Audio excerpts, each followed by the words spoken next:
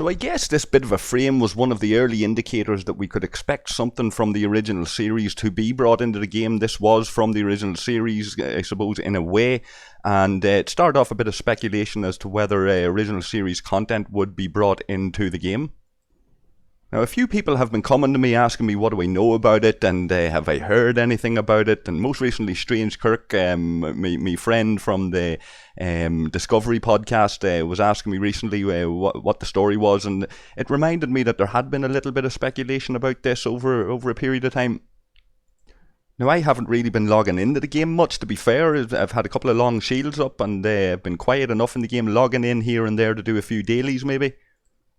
Now, I know some people are a little bit excited about this and looking forward to it and stuff like that. I'm not so sure. I was one of these guys way back that would have loved to have seen content from the original series come in. And I suppose it's a case of be careful what you wish for, because now that it's here, I'm not so sure that I'm excited about it, particularly given how they've shit all over canon at times with Discovery and things like this, and how awful some of that came across. And let's face it, Discovery was a pile of crap. Anybody with a discerning eye that has paid any attention whatsoever to Star Trek Discovery, most of them there have said to me that they're not enjoying it, that it's a whole pile of dung, and so it doesn't hurt too much, or it doesn't peeve me off that much if Scopely go and make a whole load of money out of it and rip people off because it's shite, it's scraping the bottom of the barrel. But when it comes to the original series, that's a very, very different matter altogether, because I was watching the original series as a wee boy even before the Next Generation came out. Now, I suppose I was young. I didn't fully get what the whole Star Trek thing was all about, but I was watching the original series before Next Generation, Voyager, Deep Space Nine, and all of that. And I eventually became a bit of a Trek nerd, not as bad as some, but I eventually became a bit of a nerd on the whole thing, and loved it, and very close to my heart, particularly the original series. So I guess it's fair to say that I'm a little bit hesitant about what to expect here. Like I said, I haven't logged into the game an awful lot. I've been avoiding it. I've had long shields up. I'm hearing about all of this new original series content, and I'm not so sure that I want to see it. I'm not so sure that I want to get into it. But I'm diving head in here, guys. I haven't looked at this yet. We're gonna breeze through it and see what they're saying to us, and look at this new patch, and I suppose appraise it from the point of view of somebody that's losing a little bit of interest in this game. So from the get-go here, I'm looking at it. I'm not seeing anything new. It's the same old rehashed formula as to be expected. We're looking at new officers. We're looking at Kirk and Spock and Uhura. We have a DuPont and a Magnum. We're looking at new missions and new research notes, which might be interesting. We'll take a look at that now in a wee second.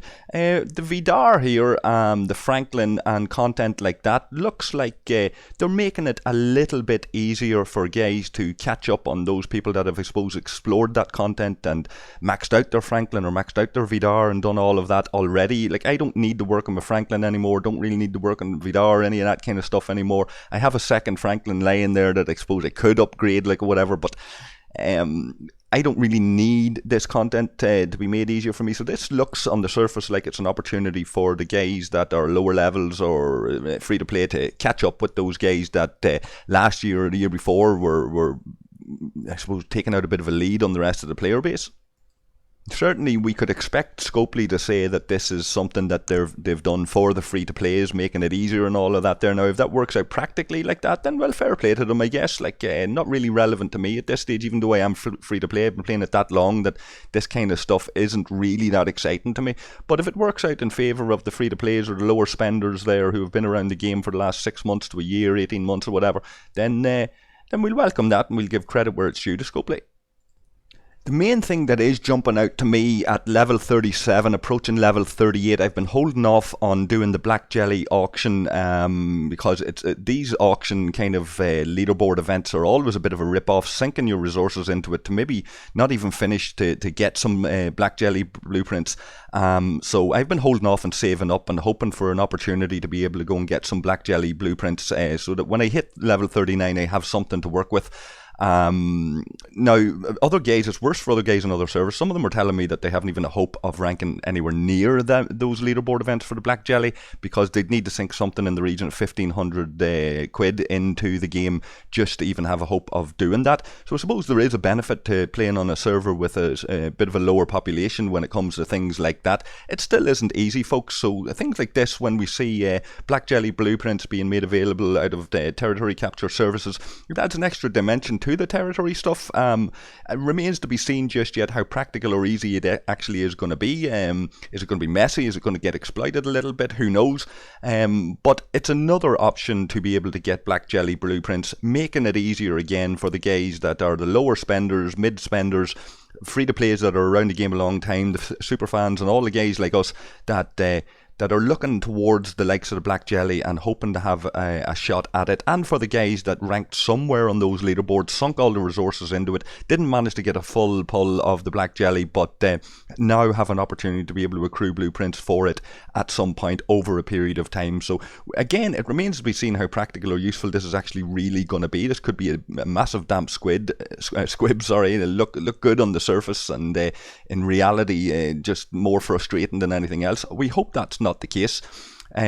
Let's see, there are other improvements here they're talking about in terms of bug fixes and things like that. There, as I scroll through it, there's nothing really jumping out at me there that's wild or fantastic. Some of these bugs and bug fixes seem to be old issues that they've fixed time and time again, to be honest with you.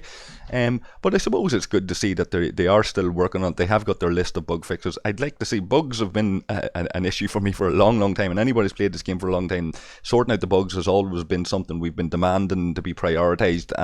They've worked out a fair few of them, but there's still more, as you can see. Every time they release new content, there's always new bugs and stuff, so we'll wait and see what the new bugs are for this particular round of content.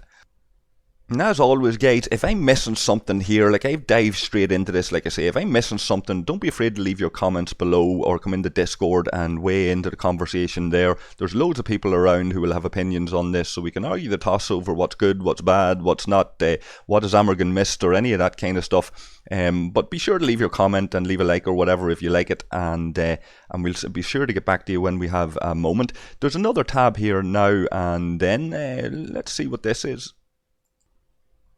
So this is essentially a list of the dates and stuff of the events and things like that we're going to be seeing during this new arc, the missions and what have you. The only thing that's really jumping out at me here that seems a bit interesting, the rest of it's all kind of, it's searing my brain with the wall of text a little bit, and it's making me feel like I want to just log out of the game and go away from it. But I'm doing this video and we'll take a quick scan. But the only thing that's really jumping out at me there is they're saying that there's an opportunity for those who've completed the Battle Pass and still getting Battle Pass points to make use of them. We'll see how that works now, maybe in a couple of minutes. We'll have a wee nosy around.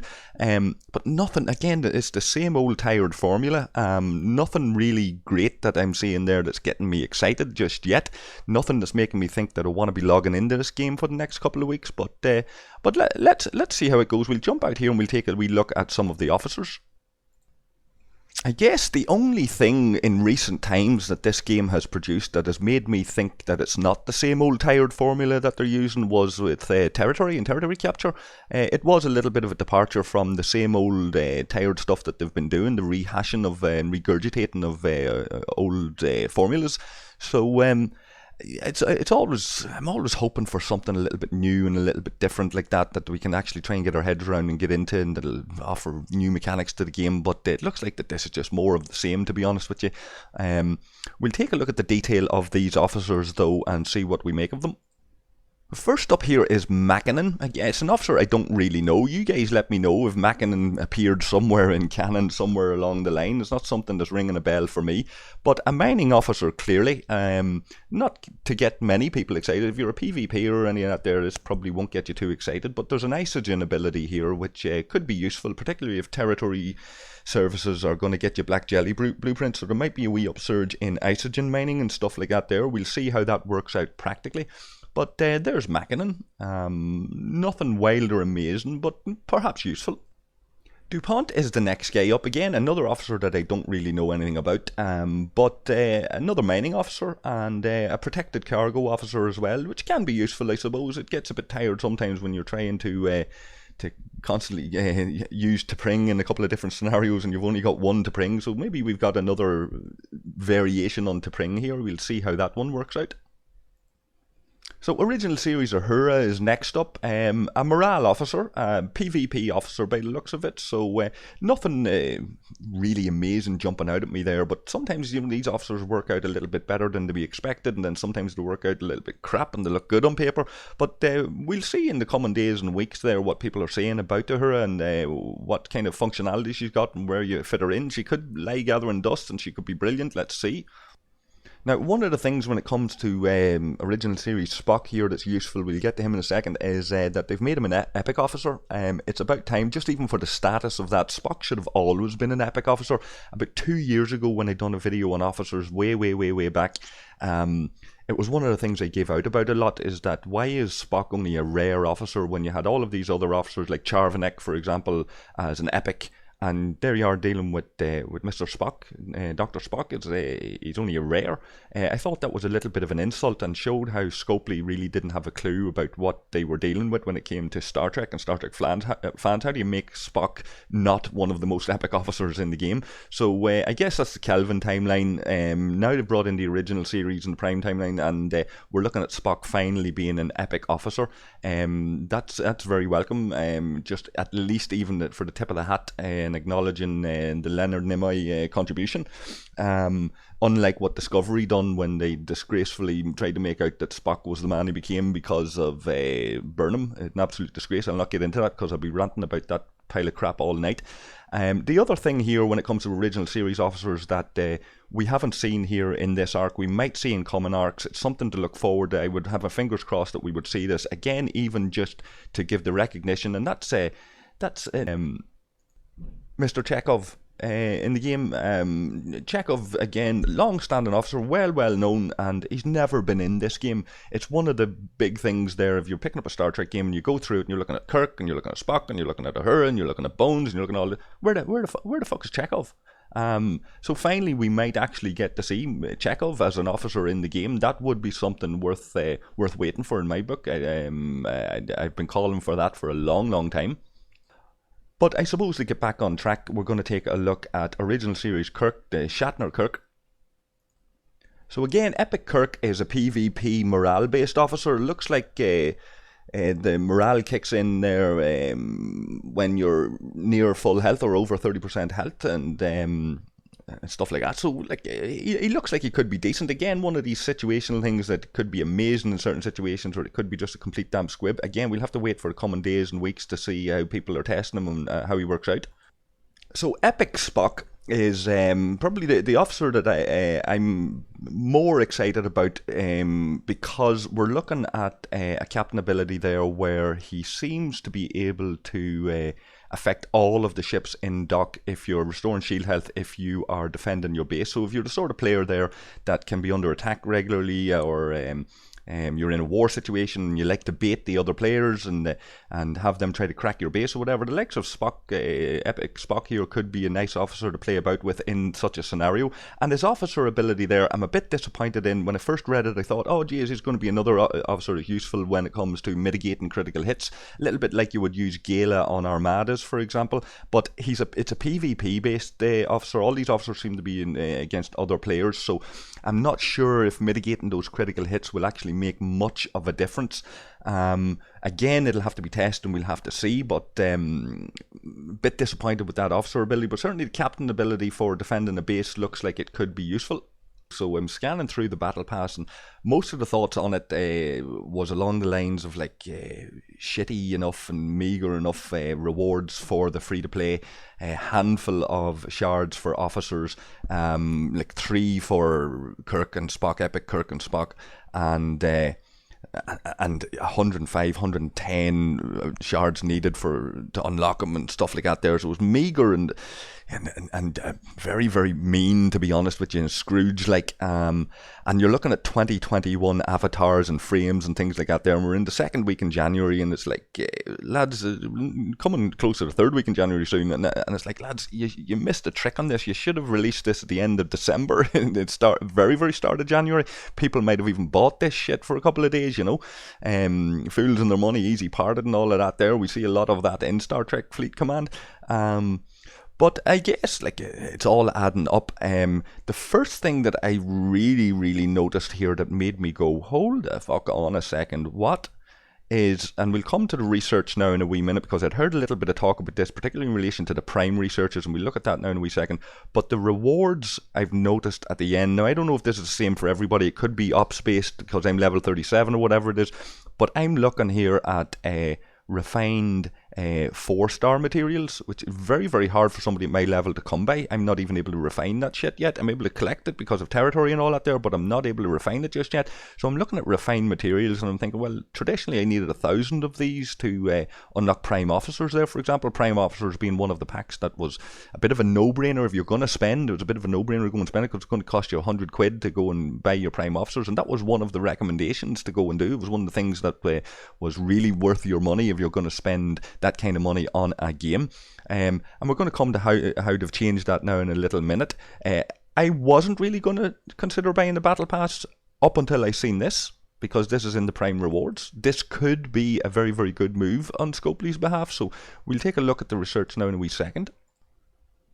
So looking at this Prime research, we can see 95 rare refined gas for Prime Officers. That used to be something like 1,000. The only way somebody like me was getting Prime Officers, unless I was to buy it, was going to be by scrapping the Mayflower or something along those lines, which is something I was working for as a long-term goal. I could have bought easily the Prime Officers pack, and it would have given me a slight bit of an advantage over other free-to-plays if I had went down that road, and that was always one of the recommendations, like we say, was the Prime Officers pack and maybe some of the Battle Passes. Now what we're looking at is not only a bunch of rewards, like as would be standard from your Battle Pass, extra rewards from your Battle Pass, but we're actually looking at the ability now, if you finish your Battle Pass, to be able to get Prime Officers. Now I would say, and it's not often that I say this, I would say that this is a very, very clever move on behalf of Scopely. This is one of the things that would cause me to consider going and dipping into my pocket and buying this Battle Pass. I probably will do that. It's the second ever Battle Pass probably that I've bought. Haven't done it yet.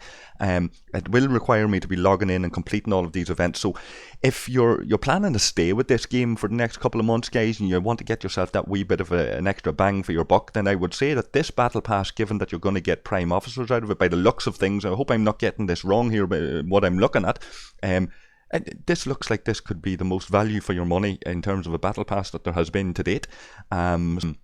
Certainly for big guys at my level, this looks like it's a very, very positive thing and a very clever move by Scopely, and credit to them for it. Now, they're going to get me in wasting my time grinding on this kind of thing, and I'm going to be flat out on it and all of that there. So it's a very successful strategy to get somebody like me caught back up in this game, which it probably will for the next month, and then we'll see how it goes after that. Now we've got an event here as well, recruit the original series Kirk, Armadas, spend G3, G4, whatever, and I'm hearing that the Armadas spent in faction space are the only ones that apply if you're spending if you're spending Armada credits there, so check that out. I haven't tested it myself, check that out yourselves, folks.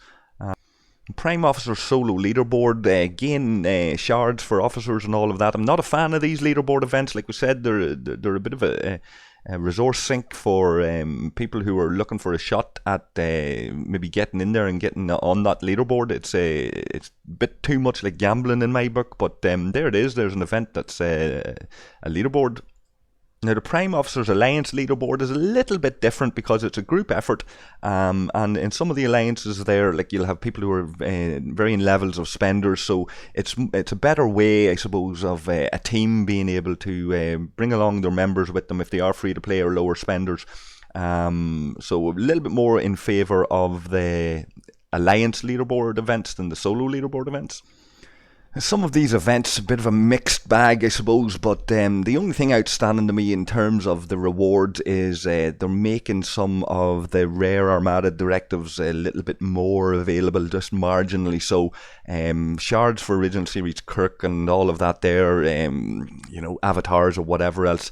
If you're lucky enough, I suppose, to rank up on these leaderboards, fair enough, but if you're not, then I suppose they're a little bit irrelevant.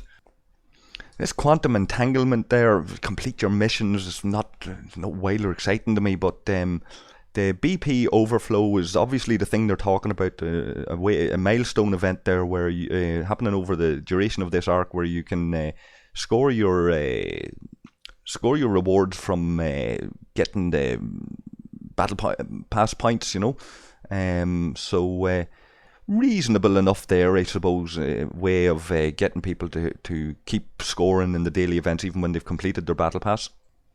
Now, this Complete the Prime researches could have a bit of potential given that they've eased up a little bit on achieving these Prime researches, so we'll take a rattle at that and see how it goes. If anything is outstanding or amazing or brutal and awful in the coming week or two, then I might come back and revisit this, change my mind on some things or whatever it is. But that's more or less it for now, guys. I think we're going to wrap it up very shortly. So it looks like Strange Kirk and some of the other lads we were talking to, they were right about the original series content coming in. We'll be talking to those guys on Discord and a variety of other people as the time goes on. We'll be discussing how this content is working out. So if you're about and you're interested, check the link, guys. Come and join us on Discord and we'll have the crack, and you can leave your comments below as well and tell me where I've gone wrong, what I missed out, what do you think I'm right about, what do you think I'm wrong about, all of that kind of stuff. And until the next time, guys, take care of yourselves, take care of each other, and I'll catch you all again very, very soon. Cheers.